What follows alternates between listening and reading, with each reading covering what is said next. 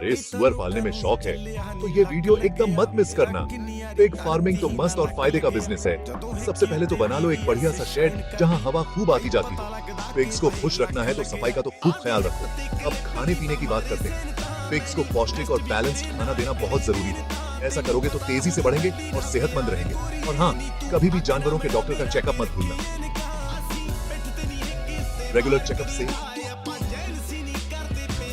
Pigs बीमारियों से कोसों दूर रहेंगे। आखिर में याद रखो कि पिग फार्मिंग में भी थोड़ी मस्ती जरूरी है।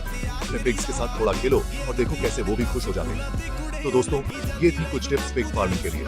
अगर ये वीडियो अच्छा लगा तो लाइक और सब्सक्राइब जरूर करना।